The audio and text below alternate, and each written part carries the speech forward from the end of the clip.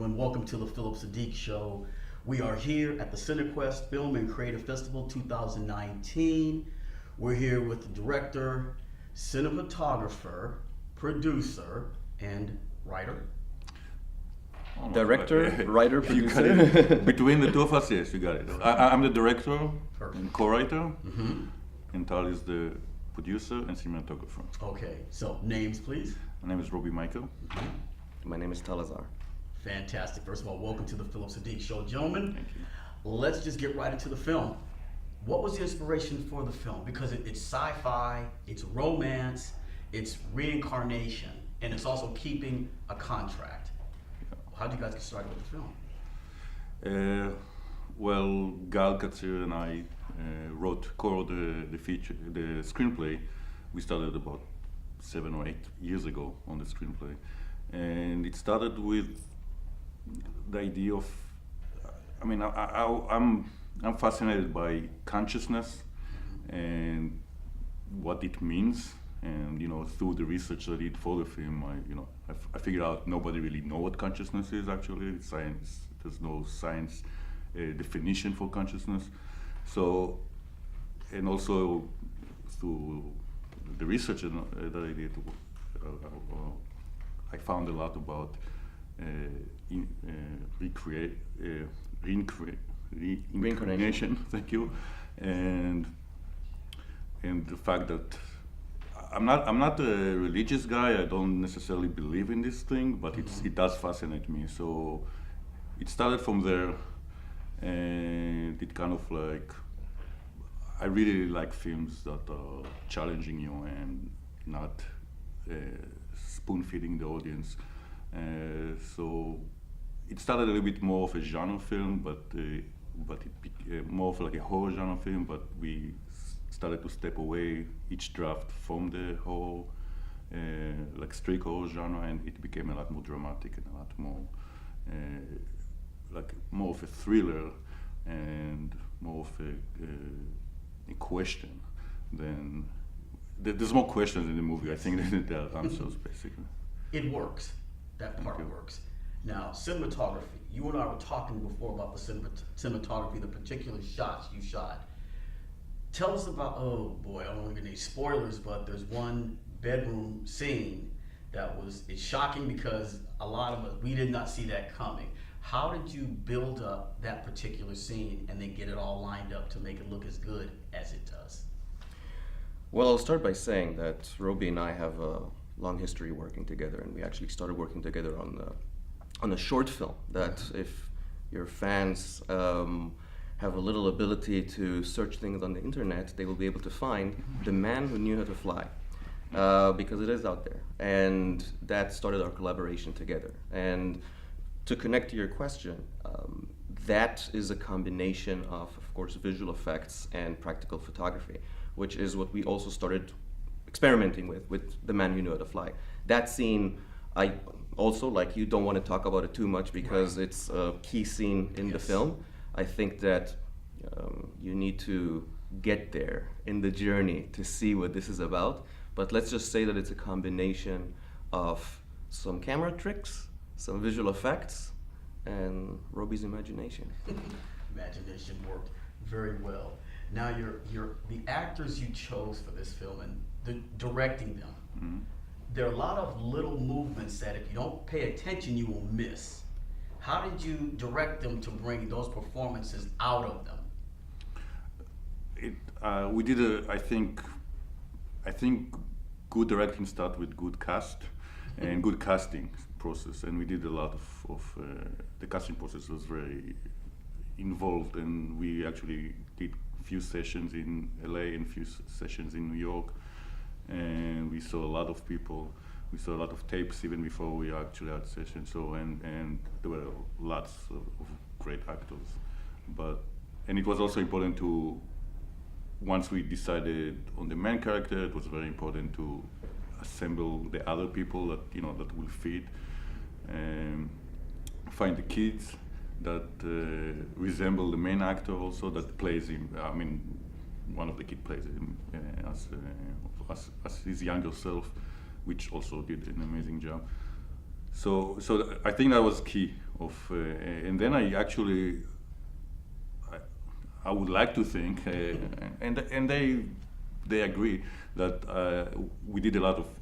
I gave them a lot of freedom on the set, but we did a lot of rehearsals before, and we did a lot of preparation before. So, and they were amazing. They were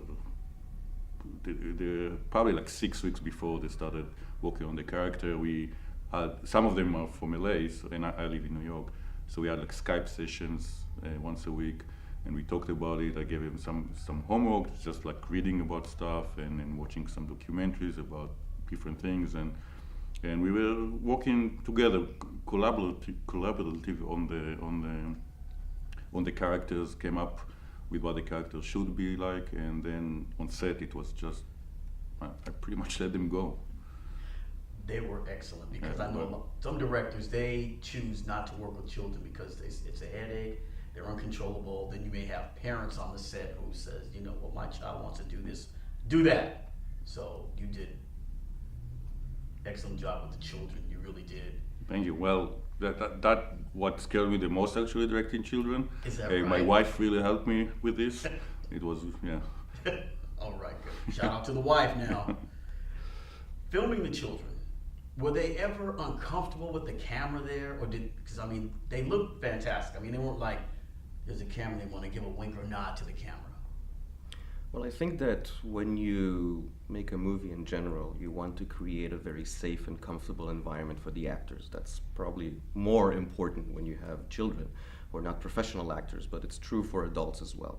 So you don't want too many people around. You don't want people observing when it's unnecessary. You don't want people standing behind the camera on their phones and all that stuff. It's all very, very distracting, regardless of your age. Mm-hmm. With kids especially so, I think that it's all about attention span. Adults have a little bit more of it, and kids less. So you get, I would assume, less takes and whatnot.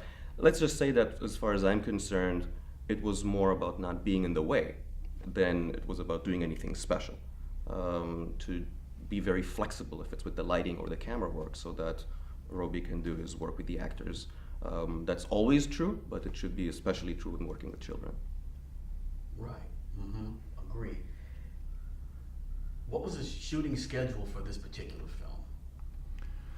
film? We had 2 weeks in New York and Brooklyn and the surrounding areas.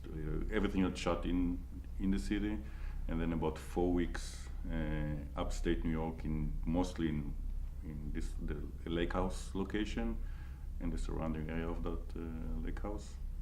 Plus, we had another 1 extra day in LA in water tank.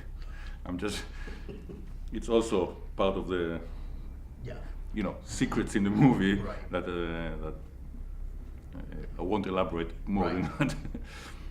Good work. Okay, shooting schedule. Challenges. Every person on a particular film has challenges to make it. What were the challenges you two had specifically, and how did you overcome them to get this film produced, made, and now shown at Cinequest? Challenges. Obviously, there were a lot of challenges.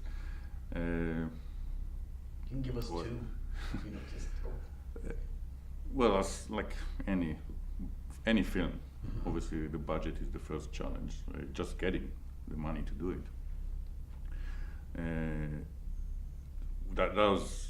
That's always the first challenge to start production. We were lucky enough, actually, to be able to get investors interested in the film pretty early on, and surprisingly, that was the one thing I was worried the most after writing the screenplay for 5 or 6 years. That was the one thing I was worried the most. But actually, a lot thanks to Tal, we managed to get the investors fairly quick. You give one challenge. Shooting, framing particular shots, and getting the lighting and everything correct. Right. Look, first I'll say that probably the audience should know that this is not a studio. This is people who independently want to make a movie, write a script, and are up against all the challenges, if it's the financial challenges or if it's the technical challenge and everything that will be in your way in making this a reality. So us sitting here at Cinequest in this situation and this movie now propelling a production company that we opened and that we're making more movies, Mila Media is the production company, is something that is a dream come true. Of course, it's much easier. You're talking about challenges, but it's much easier when you do it with your best friend. So, yes, there were challenges. You don't make movies because it's comfortable. You wake up early in the morning. You do everything yourself because you can't hire people, you don't have enough money, and you know where you get the food and where you get the crew from and where you get the location from, and you bargain and you try to sell things and rent things and everything. But at the end, it's all about things that don't cost money. It's the ideas, it's the dedication, it's the time that you prepare. And this is also for cinematography. Sure, there's the big lights and there's the generators, and you can bring 50 people and you can take over a location and house everybody and bring in sandwiches, and all of that is very expensive. Or you can go to a lake house and sleep on the couch and do it against all odds. And if it's not on screen, it looks like the big stuff, then it's a victory. And I think that we managed to overcome these challenges and make it what we want it to be. Well, yeah, I agree. I mean, thinking about it, the hardest thing about making the movie was not making the movie. So once we start making the movie, that was, obviously there's a lot of challenges, but they were easy to solve because we were making a movie.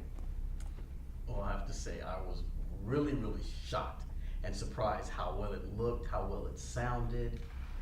I mean, I think you hit all the notes of a good film. You know, Thank you very much. So don't play it short because it's a small film. No, it's better than a lot of stuff that I would say I see out there now.